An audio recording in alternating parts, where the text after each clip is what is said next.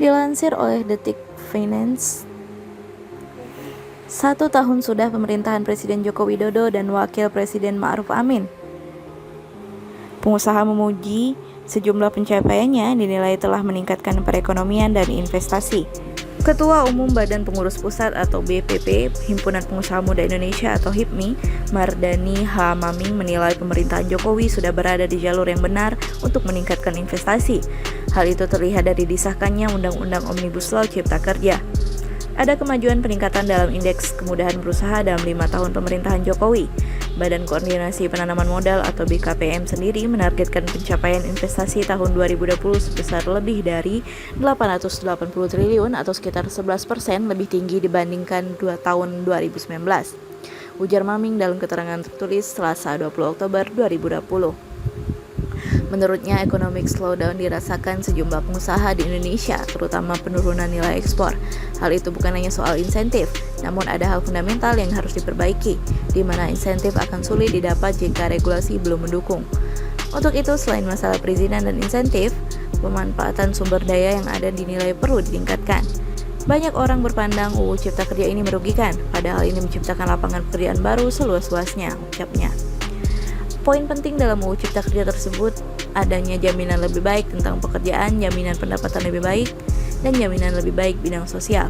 Melalui UU Cipta Kerja dinilai membuka kesempatan yang besar bagi usaha mikro kecil dan menengah atau UMKM serta koperasi. Mereka yang tadinya mengurus perizinan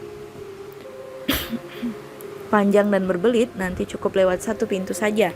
Jadi jangan buru-buru komplain berlebihan padahal belum memahami penuh isi dan substansi dari versi terakhir UU Cipta Kerja ini, ungkapnya. Selain itu, pencapaian lainnya adalah dari pemerintahan Jokowi Ma'ruf Amin, yakni adanya kesempatan berusaha semakin mudah dan promosi menjadi investment grade. Salah satu yang menonjol adalah dalam hal kemudahan berbisnis di Indonesia yang menunjukkan perbaikan terus-menerus walaupun dalam 2 tahun terakhir perbaikannya sedikit melambat. Hanya dalam waktu 2 tahun, posisi Indonesia melonjak 42 tingkat dari peringkat ke-114 pada tahun 2015 menjadi peringkat ke-72 pada tahun 2018. Sekalipun turun 1 tingkat pada 2019 dan 2020, skor kemudahan berbisnis di Indonesia membaik dari 68,0 poin tahun 2019 menjadi 69,6 poin pada tahun 2020, tuturnya. Menurut Maming, yang harus diperbaiki yaitu mempermudah regulasi perizinan, mendorong investor lokal untuk kerjasama dengan investor asing, dan meningkatkan ekspor. Jika unsur kemudahan berbisnis ini diprioritaskan dan difokuskan, maka kemudahan berbisnis di Indonesia akan jauh lebih baik dan bisa mencapai peringkat ke-40, sebagaimana yang ditargetkan oleh Bapak Presiden Jokowi, sehingga tidak lagi jauh tertinggal dengan Malaysia dan Thailand, serta bisa lebih baik ketimbang Vietnam, imbuhnya.